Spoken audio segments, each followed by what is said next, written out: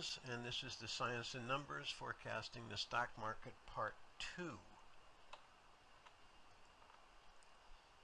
In my first YouTube video, Mike West Jenkins' Science and Numbers Forecasting the Stock Market, I demonstrated how the market was very mathematical and the prices of the final highs and lows had numerical equivalents of both time and price factors that could be used for forecasting future market turns. These factors often were trigonometric, like the tangent of 30 degrees, or the decimal shifting of price, or just prices time multiples. In short, I demonstrated that the market can be forecasted well into the future, often down to the exact day and one price point, and what is frequently espoused in Wall Street as fundamentals or analysis is basically of little value. In this video, I will expand on the numerological time factor forecasting methods, demonstrating how you can prepare yourself for potential major market turns well ahead of time. While some may criticize that these cycles are hard to predict, no one can argue with the facts that they do work. It's up to you to dig deep and do the work to discover the key cycles. It is of note that the simple cycle of 2339 days from the October of 2002 low mentioned in the last video, if simply followed to its next cycle, you would have caught the big top on July 31st, 2015, just before one of those dramatic 1,000 point down day declines in the Dow Jones that year. Well worth the effort. In this video, we're going to be looking at the cycles of squares and square roots in particular. In this particular first chart, we can see that we'll be dealing with weekly cycles of integers squared, or whole numbers squared. Here's a weekly chart for Ford Motor Company. Starting at this low, we call it 0, and then 2 squared is 4, 3 squared is 9, this would be 9 weeks later. 4 squared would be 16, this is 16 weeks later from the origin. 5 squared is 25, 6 squared is 36. We see that these integers squared in terms of weeks are very accurate in pinpointing the major turns in this particular stock. And we find out there are cycles that expand in a spiral-like fashion, growing ever bigger, and the legs are getting bigger and bigger as we spiral out. This is a little gnomon representation of that. Here's a 1 square, and then 2 squares, and then 3 squares, and then 4 squares, 5 squares. And down here are the various squares and dates from a major origin low. And we can see that many of them are where the big turns were in the market. Some of them were right in the middle between 2 squares. So we will find that these integers squared go on for years and years if we keep track of them. Usually the easiest way to do these squares and square roots is with something called the square of 9, a device that W.D. Gann used quite often, but it's really been around for thousands of years. And it's a spiral arrangement of numbers out to 9, and so it goes around clockwise, and the odd numbers go down the left column here. So this is 3 squared is 9, 5 squared is 25, 7 squared is 49, 9 squared is 81, and the even squares go up the right side. So 2 squared is 4, and then 4 squared is 16, and 6 squared is 36, and 8 squared is 64. So we also call this the odd and even numbered squares. And we would note that there are 8 angles, and these are primarily called the cardinal cross, which is like the compass, north, south, east, and west. That's a cardinal cross. Or the fixed cross, which is the cross that goes through the corners. And we see that after we go around and get to 9, a new rung starts at the odd number, at the end of each odd number. So this is 10, that goes around to 25, and then starts a new number at 26, goes around to the next odd square, 49, and starts at 50, and this goes on for quite a ways to whatever size we want to make it. The more traditional square of 9 looks like this, with at least rungs out to 361. It's also known as the square of 19 because 19 times 19 is 361, which is a very close approximation of the 360 degrees in a circle. And if we spiral out our numbers, we can enumerate through angles going up from each of these numbers. On the outer rung, we can put the days of the year and thereby incorporate a number that corresponds to each day of the year in a circular fashion. The mathematics of this particular layout is such that if we take the square root of any number and add 2 to it and re-square it, we will get the next rung out. So if we were at 86 here and we squared that plus 2, we would get 127. Or if we were at 96, square root plus 2, we'd get 139. Or 145, square root plus 2, we get 97. You can also do a square root plus 1 and get halfway around the wheel. So we are at 265, square root plus 1, we'd go around to 298 over here. And so we can do mathematics not just on the cardinal and fixed cross points, but if we had a stock that landed right smack in the middle here at 179 or something, we could take the square root of 2 and find out what that number is. So this is also called the odd and the even squares and the square of. To give a very quick example of how you might want to use this, we see that the October of 02 low to the October of 2007 high was exactly 5 years, or 60 months. And we see as we got to 60 or 61, we were coming up to this cardinal point straight up at 61. And then from that top in October of 07, the market declined until March of 09, 17 months later. So from that 60-ish, basically we add 17 and we come out to 77. And we see that's in opposition here from a high at 60 in October of 07 to a low opposite those numbers at 77. And then 2 years later in March of 11 we had another high, and that was 24 months, or 77 plus 24, it got us around to 101. So each of these angles in here, and note there are 8 angles, so and they're each 45 degrees. So if the mathematics were a square root of a number plus 2 gives us 1 full cycle around, but there are 8 of these little 45 degrees. To go each of the 45 degrees, we merely would have to take the square root of the number plus 25 cents, because 8 times 25 is 2, which would be the full cycle. So square root plus 25 cents re-squared would give you this number. Square root of that plus 25 cents re-squared would give you the next number. Square root of that plus 25 cents would give you this one.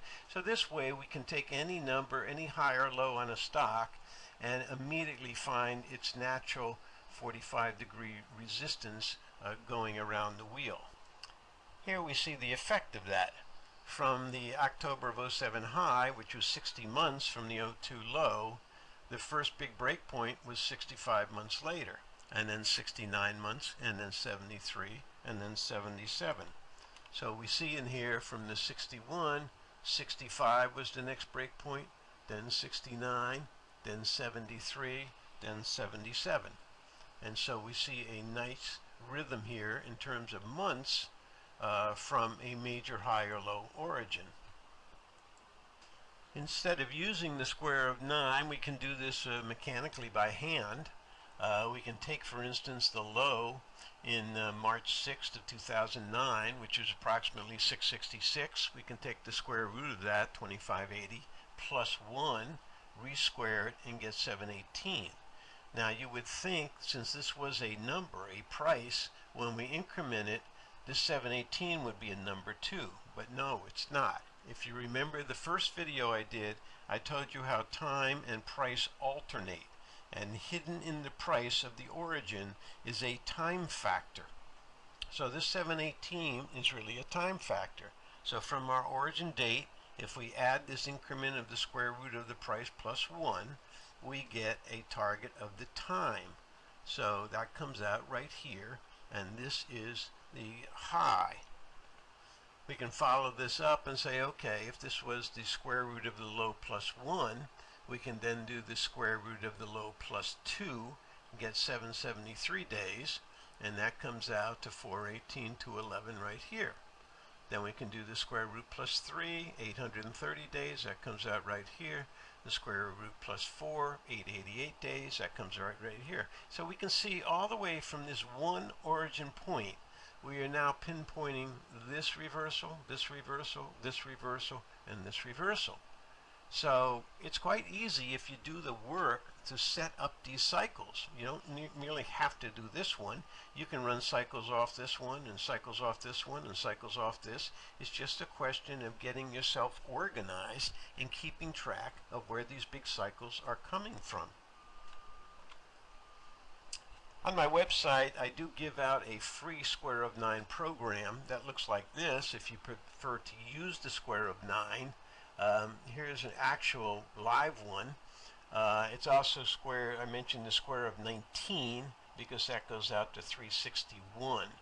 So this one works pretty well for most medium price stocks. So in other words, if you had a price of 96, the long-term target would be 139. But along the way, you would get resistance at 101, at 106, at 111, 116, 121, 127, 133, and finally the big one at 139. If you were started at a low or a high of 101, you could go up to 145. You would also go around through these other numbers, but the primary targets would be up along here. So you could use that. We'll clear this out for a moment. So on any price stock, remember all the rows have to be odd numbered rows. So this is 19. The next odd number would be 21, which we could get a 21 unit now that goes out to 441. Or if we're using something like the S&P, I think that's out of unit 57 right now, which gets us way out here. So that would be from 2679 to 2890. 2653, 2867, going down a bit to the center, 2636, 2627, and 2839. If we went directly down below, we would get a range of 2783, 2570. We also go over to the side. We could find out that we're in a range of 2757 is one of the key pivots. So we can go all the way on these things and find out on the S&P, or if it's a stock or a commodity or wheat or soybeans, and we can see these levels where they might trade to. So that's a square of 9. It's handy, but you can do these mathematics very easy just by hand, like we did here. You take the square root of the low, plus 1, plus 2, plus 3, etc., and find out which one works best for you. I mentioned in the previous video how the master numbers run off the square root of 2, the square root of 3, and the square root of 5. So out of the one circle, we take a radius and swing it over to the level and draw a second circle. And now we have, based on the radius of the circles, 2 boxes. And we know that a box with a unit of 1 unit length, a radius, and 1 unit length, the diagonal is the square root of 2. And if we have 2 boxes lined up, we have a side of 2 and a length of 1, that's the square root of 5. And then in the center, where these circles intersect, we have the little sign of the Christian fish called Pisces. And this is the square root of 3 in between here. So these lengths, square root of 2, 3, and 5, encompass most of the big turns you're going to see in your lifetime. And here was an example from the last video where you can take any stock or commodity, take a major swing, A to B, draw a circle around it, from B to A, draw another circle around it, and draw these little squares. And then we'll have the square root of 2, square root of 5, square root of 3, so that this A to B length will again repeat in C to D. These are the same lengths. Or the A to C, which would be A to C here, is a square root of 2 length right there. Or the DE is the small one right here is 1/2 AB, or one of these smaller lengths. So we will find that all future fluctuations are just one of these segments defined by this initial breakdown of the square root of 2, 3, and 5. Now we can do this manually, of course. Here's a chart of Netflix on a daily chart, and the low was $80. So if at first we took 80 and we multiply it times the square root of 2, which is 1.414, we get 113. Well, 113 was basically the price here. It was 112 and change. But we can see over here it was also support over this area at the 113 price level. So from the 80 low, the square root of 2 gave us price. But it's also a time period, because 113 days from this low over here gave us this exact high right here.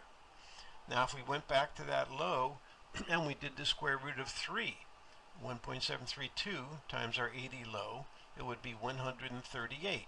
We can add the 138 as a time factor from our low, and we get 625.16, which is this exact low here. So from this low, we're getting lots of information. We can take this low and get a price target. We can get a time target of a high. We can get a time target of a low. And we can keep doing this a number of ways to decipher where a great many of the highs and lows are going to be. If we take the big October of 02 low and do the major square root of 5, which is a big number, 2.236, times that, you get 18 days. And 1,718 days from October 10th, 2002 was 624.07, right where this little marker is. The price on that day was twice the low price. It was 15.37. So we're seeing harmonics of the bear market low and time come out very close to the final high in 2007. Now, you know, some of these big long-term applications are going to be off a little by a week or two, maybe even as much as a month at times. But we can see here that the basic uptrend ended somewhere in here, and the big downtrend ended a little below, a little bit up. It was oscillating up and down, but in this time zone it ended. And the difference, of course, why it's not perfectly exact, is on that low day, it wasn't just 768. The high that day, or the close, I think the high was 804 and the close was maybe 802, 803. But there is a range. If we did the high of, let's say, 804 and multiplied the 804 times the 2.236, we'd probably get out over in here more for a bigger time period. So often when you have a distribution top like this, it's related to the height of the low day, what the low and the high are, and those are going to spin out time factors in a range. So it might very well be that, let me just see, the square root of that times, let's say, an 804 high would be 1798. So you see, that gives you almost another 70 days, which is like 2 months later. So June, July, August, maybe you have a low right here, or maybe you've got this other high in here, depending on the close or the high on that particular day. Now in the last video, I showed you how you can shift the decimal points around. So from that 768 low, we moved the decimal point, or divide it by 10 to get 76.85, and we wanted to use a monthly time cycle. And in each month, the average number of days is 30.437. In other words, 365 and a quarter divided by 12. And that would result in 2,339 days, which we've used in some of the prior exhibits. And from that low, 2002, 2339 days is exactly 3609, the exact 666 low day. So we see these decimal point shifts are very important at times numerologically. Now, remember this cycle right here, I showed this in the first video a couple of years ago. If you had followed this through and said, gee, that's pretty good, I wonder what the second cycle of 2339 would have been. Well, here it is. The second cycle, or 4,678 from that big low, came out right here. 731 of 15, and then it deteriorated and we had the huge 1,000-point down day. So it was a big crash. It clearly ended a big cycle. But even more interesting, you see, is the price on that day. It was close to 21.17 where that topped out, and the price low was 768. If we took our tangent of 30 times that key number of days, we get 1350. If we add our 1350 to the 768, we get 2118, or approximately 2117. So we had in that base price harmonics that gave us both a time cycle that was exact and a price that was exact, if you followed through on the math of these and was prepared for it. We can also use that tangent of 30 before and after. So the original 2339 was the full tangent of 30. If we did the tangent of 30 times the 239 days, which is 1350, and add that to October of 2002, we get 621.06, which was the major low.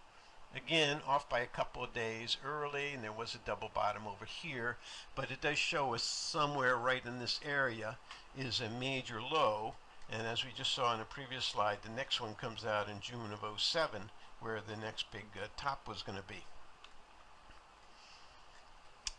Now we did it on the other side. We took our target of 3/6/2009, and we added our 1350 from the target date, and we get 11/15/12, which turned out to be an exact low. But note, on that exact low date, the price level was our time cycle. It was 1350. So both the price and the time were related to the origin point and came together for a perfect low. And then of course we had another gigantic leg up in the market. We can also do these squares, and we can do square roots. And we can also do the decimal shifting of the square roots. So if we have a top price of 88.35, the square root is 9.4. If we now shift the decimal by 10, it's 94 days. And certainly that was the exact low.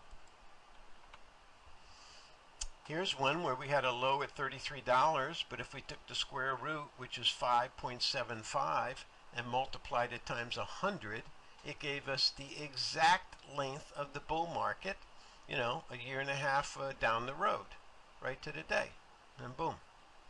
Now you might say, well, why didn't you just use 10 and get 57.5? Well, you could have. It's probably one of these little highs or lows over in here.